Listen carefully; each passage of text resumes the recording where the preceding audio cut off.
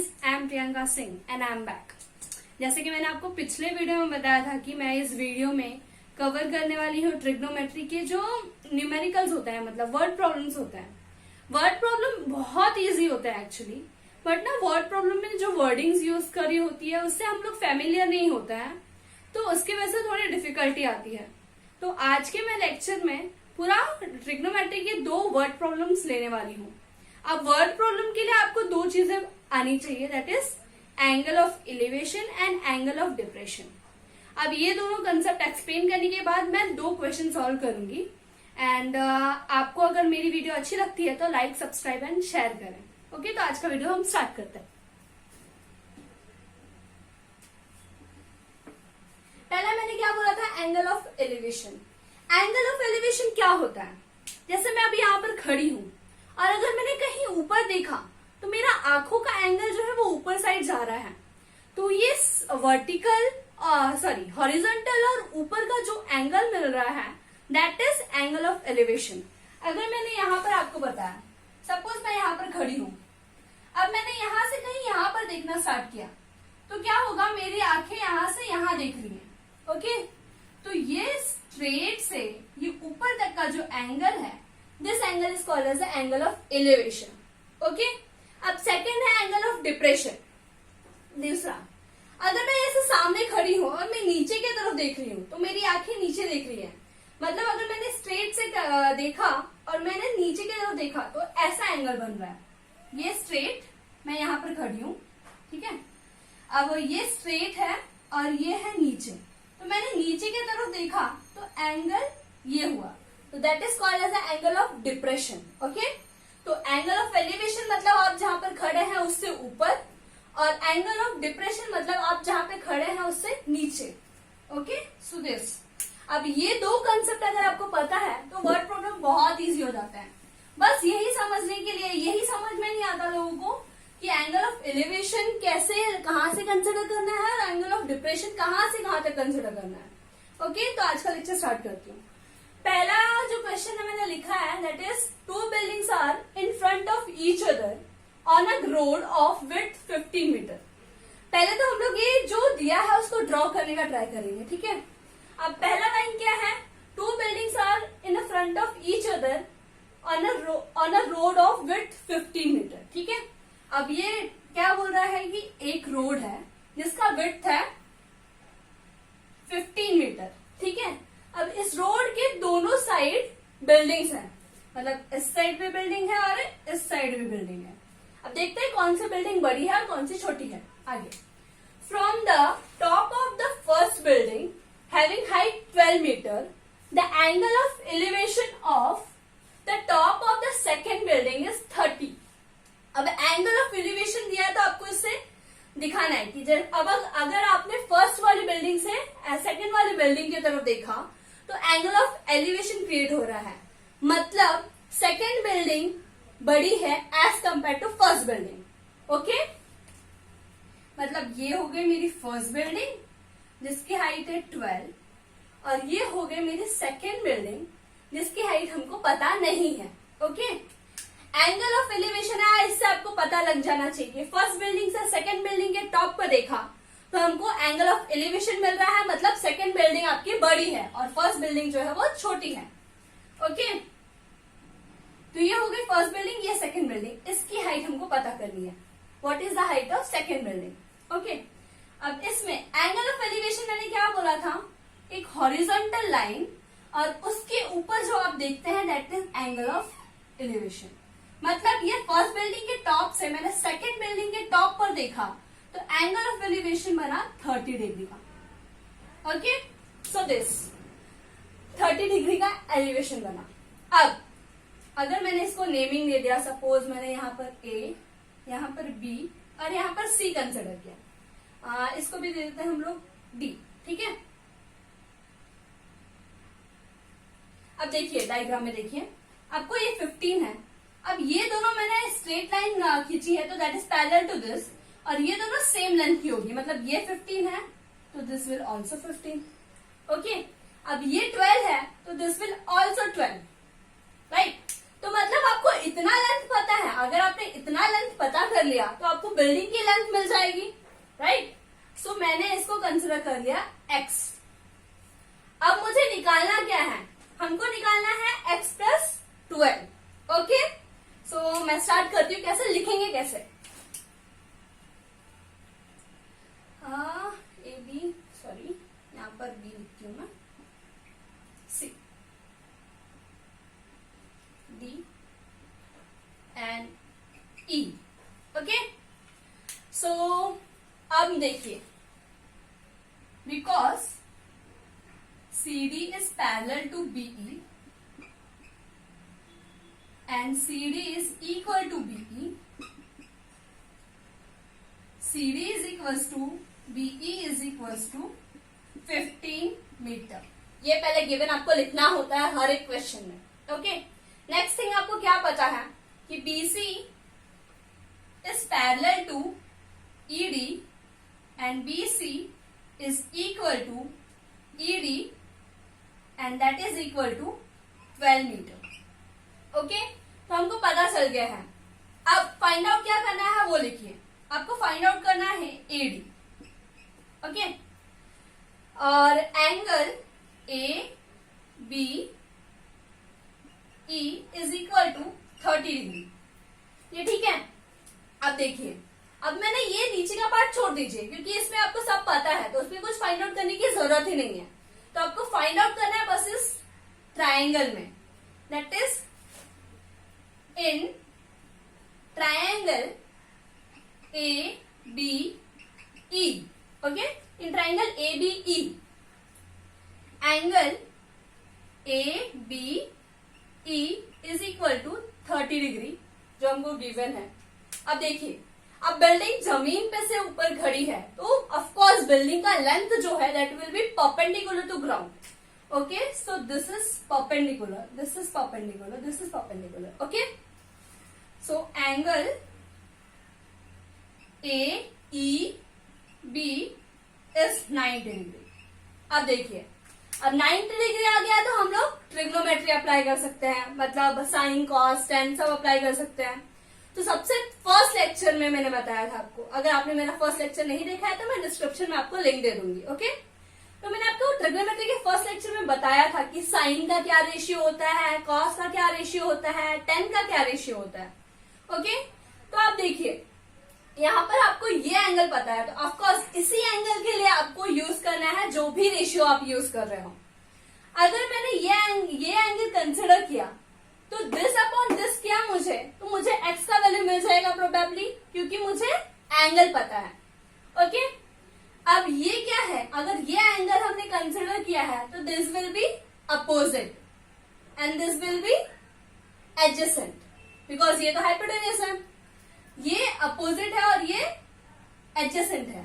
तो कौन सा रेशियो है जिसमें हम लोग अपोजिट अपॉन एडजेसेंट करते हैं, दैट इज टेन थीटा। तो हमको यहाँ पर टेन थीटा अप्लाई करना है। सो डायरेक्टली हम लोग टेन थीटा अप्लाई करेंगे, दैट इज 10 बी। अब मैंने बी क्यों लिया है, बिकॉज मुझे एंगल बी के लिए करना है, या फिर आप डायरेक्ट एंगल लिख सकते हैं, that is 30 degree. 10 30 degree is equal to, अब क्या है, AE upon BE। Okay, so 10 30 is AE upon BE। अब AE का वैल्यू तो आपको नहीं पता, तो मैंने x कंसिडर कर लिया था। सो x, BE का वैल्यू आपको पता है, BE दैट इज 15। अब मैंने अपने सेकंड लेक्चर में आपको हर एक रेशियो के अलग अलग एंगल्स पे वैल्यू क्या आते हैं ये बताया था, मतलब ये सिखाया था कि कैसे आपको याद रखना है, कैसे कर सकते हैं आप लोग। अगर आपको आपने नहीं देखी है वो वीडियो तो मैं डिस्क्रिप्शन में उसका भी लिंक दे दूंगी, आप देखिए। ओके, तो अब 1030 का वैल्यू क्या होता है, किसी को कुछ आइडिया रहेगा तो पहले वो खुद से ट्राई करें, देन मेरा वीडियो वापस आके देखें तो उनको बहुत अच्छे से समझेगा। ओके, हाँ, तो 1030 का वैल्यू होता है 1/√3। Okay, 1030 is 1/√3। अब क्या करना है, हमको सारे वैल्यूज मिल गए हैं, बस क्रॉस मल्टीप्लाई करो, you will get answer. So this will x, cross multiply मतलब मैंने इसको इसके साथ और इसको इसके साथ मल्टीप्लाई किया. सो √3 एंड दिस इज 15. अब हमको x का वैल्यू चाहिए तो मैं √3 को यहाँ नीचे ले लूंगी, दैट इज 15 अपॉन √3. अब √3 को हम लोग कभी भी नीचे नहीं रखते हैं, तो हम लोग क्या करेंगे, रैशनलाइज करेंगे. मतलब 15 into √3 upon √3 into √3 that is equal to x. अब 15 इंटू √3 एज इट इज. अब बताओ ये क्या होगा, that is √3 into √3 that is 3, right, that equals to x. अब 15 जो है 3 से कैंसिल होता है, तो हम लोग कैंसिल कर लेंगे. 3 1 ज़ा 3 एंड 3 5 ज़ा 15. So you will get the answer 5√3. अभी 5√3 सही है, ठीक है. अब ये आप आंसर ऐसे ही रख सकते हैं 5√3 मीटर्स, या फिर आप इसको कन्वर्ट कर सकते हैं. मतलब √3 की वैल्यू आपको क्वेश्चन में √3 की वैल्यू नहीं दी है, बट हमको √3 की वैल्यू याद रखनी चाहिए, क्योंकि इस क्वेश्चन में हमने सिर्फ x का वैल्यू निकाला है. हमको क्या निकालना है, पूरा वैल्यू निकालना है. अगर आपने √3 का वैल्यू नहीं अप्लाई किया तो आपको टोटल आंसर ऐसा अच्छा नहीं मिलेगा कुछ. तो हम √3 का वैल्यू अप्लाई करेंगे. सो 5 इंटू 1.73. ओके, मैं इतना ही कंसिडर करूंगी and this will give me answer 8.666. Okay, अब 660 आता है यहाँ पे. हाँ, वेट. अब ये आपको x का वैल्यू मिला है, बस क्वेश्चन खत्म नहीं हुआ है. दिस इज ओनली x का वैल्यू. अब जो है नेक्स्ट है, हमको निकालना है AD का वैल्यू. हमको फाइंड आउट करना था AD का वैल्यू, मतलब टोटल बिल्डिंग का हाइट क्या है. सो मैं AD का वैल्यू फाइंड आउट करूंगी, that is AD is equals to AE plus ED. AE का वैल्यू आपने अभी निकाला, that is x 8.660 and ED का वैल्यू आपको पता है 12. So this will give me 20.660 metres. Okay, that means कि आपकी सेकेंड बिल्डिंग जो है वो है 20.66 मीटर हाइट. ओके, तो ये क्वेश्चन बहुत ही इजी था एक्चुअली. बस आपको ये डायग्राम समझ में आ जाना चाहिए कि एंगल ऑफ एलिवेशन कहां से कहां तक का कंसिडर करते हैं, तो आप इजीली पूरा क्वेश्चन सॉल्व कर पाएंगे. एंड सेकेंड मेन थिंग, आपको रेशियोज के वैल्यू, रेशियो कैसे कंसिडर, क्या कौन सा रेशियो कंसिडर करना है एंड दैट एंगल पे वो रेशियो का वैल्यू क्या होता है, ये आपको आनी चाहिए. सो मैंने डिस्क्रिप्शन में आपको लिंक दे रखी है, रेशियो एंगल्स पे रेशियो का वैल्यू कैसे है और रेशियो क्या होता है, मतलब साइन का रेशियो क्या है, कौन सा साइड कैसे कंसिडर करता है वो, तो मैं आपको डिस्क्रिप्शन बॉक्स में लिंक दे दूंगी. तो सेकंड क्वेश्चन स्टार्ट करते हैं. अब पहला क्वेश्चन जो था हमने एंगल ऑफ एलिवेशन पे किया. अब दूसरा क्वेश्चन जो मैंने सिलेक्ट किया है that is angle of depression पे. ओके, ताकि दोनों भी एंगल्स आपको अच्छे से समझ में आ जाए. तो क्वेश्चन स्टार्ट करती हूँ. क्वेश्चन क्या है, while landing at an airport a pilot made an angle of depression of 20 degree. The average speed of the plane was 200 km per hour. Sorry, I guess it's right. It's 200. 200 km per hour. The plane reached the ground after 54 seconds. Find the height at which the plane was when it started landing. Okay. तो मतलब question क्या बोल रहा है कि आपका कोई plane है, मतलब एक पायलट है जो कोई प्लेन है एयरपोर्ट में उड़ रहा है, मतलब आसमान में उड़ रहा है. अब उसको लैंड करना है, तो लैंड करना है मतलब नीचे आना है. तो अब नीचे आना है, तो अगर वो स्ट्रेट उड़ रहा है, उसको नीचे आना है, तो उसको पायलट को जो है एंगल सेट करना पड़ेगा कि कितने एंगल से मुझे नीचे जाना है. तो क्वेश्चन बोल रहा है कि पायलट ने जो है 20 डिग्री का एंगल ऑफ डिप्रेशन सेट किया. ओके, तो सपोज मैंने बोला अगर मेरा प्लेन यहाँ पर कहीं है, ठीक है, ये मेरा प्लेन है और मुझे जमीन पे जाना है. सपोज ये है जमीन, ठीक है। अब यहाँ पे जमीन पे जाना है तो पायलट ने क्या किया, एंगल ऑफ डिप्रेशन सेट किया 20 डिग्री का, मतलब ये सेट है 20 डिग्री पे। अब जब एंगल उसने सेट किया, दैट टाइम एरोप्लेन का स्पीड जो था that is 200 kilometre per hour, okay. और आपको पता करना है कि जब उसने लैंडिंग स्टार्ट किया तो उसकी हाइट क्या थी जमीन से, तो मतलब ग्राउंड से उसकी हाइट क्या थी, मतलब आपको ये फाइंड आउट करना है। तो बेसिकली मैं A, B, C and D naming कर देती हूँ। अब देखिए, आप बोलेंगे इसमें तो मुझे कुछ भी नहीं पता है, तो कैसे फाइंड आउट करेंगे। इसमें थोड़ा ट्रिक है, मैं आपको बताती हूँ। अब देखिए, ये 20 डिग्री है, बट ये दोनों लाइंस जो है वो पैरेलल है। ऑफ कोर्स हमने हॉरिजॉन्टली कंसिडर करते हैं हमेशा एंगल ऑफ डिप्रेशन के लिए, एंड ये ग्राउंड जो है उसको हम लोग प्लेन ही कंसिडर करते हैं। तो ये दोनों लाइन जो है वो पैरेलल है, एंड ये दो एंगल्स जो फॉर्म हो रहे हैं that is alternative angles. So angle DAC is equal to angle BCA. Reason will be alternative angle.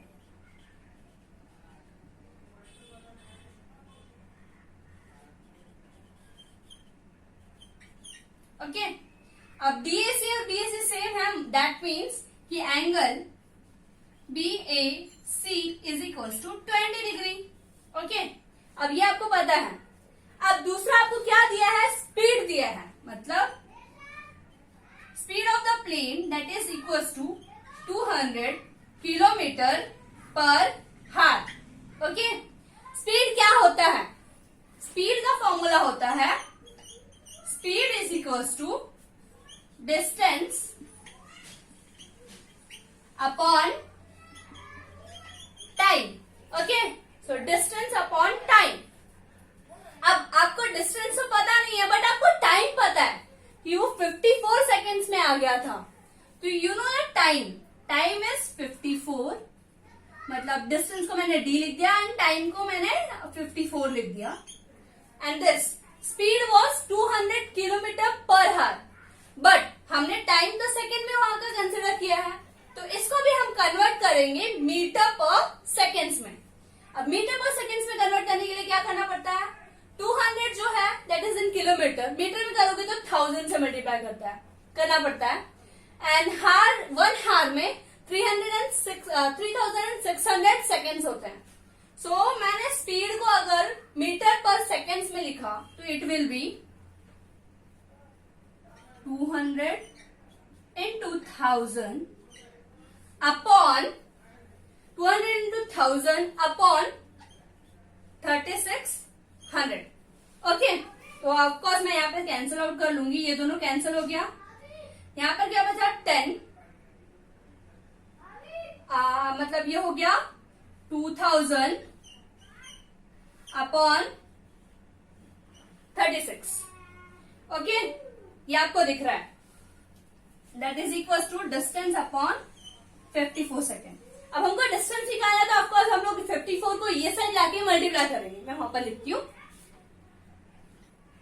2000 into 54 upon 36 is equal to distance, ठीक है।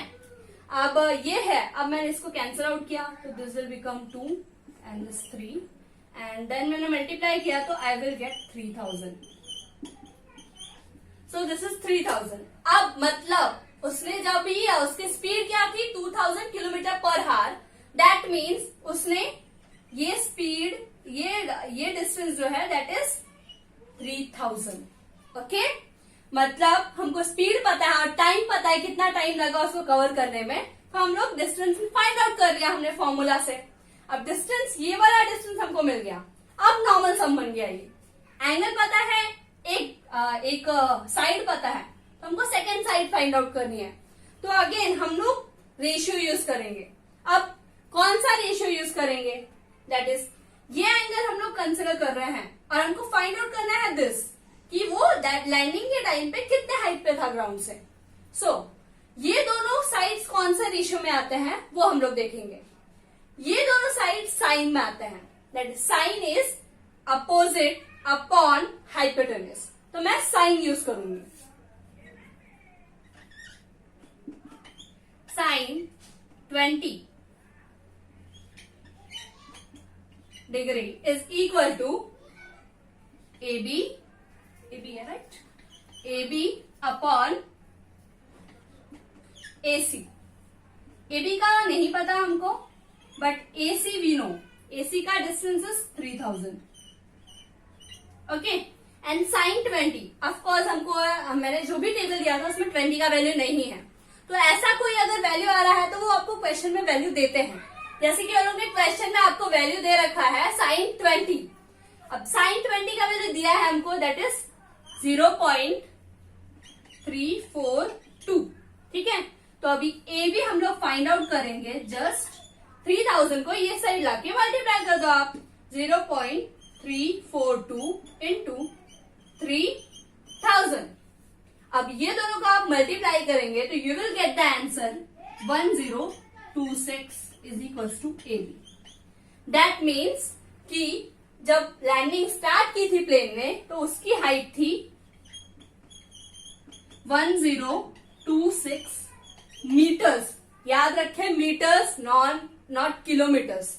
मीटर्स क्यों? बिकॉज हमने ऑलरेडी कन्वर्ट कर लिया ना इसको मीटर्स में, तो हमको आंसर जो आएगा वो मीटर्स में आएगा।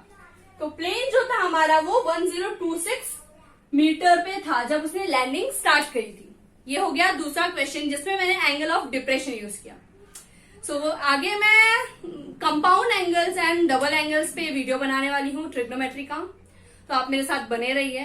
अगर आपको मेरी आज की वीडियो पसंद आई हो तो लाइक, सब्सक्राइब एंड शेयर करिए। Thank you.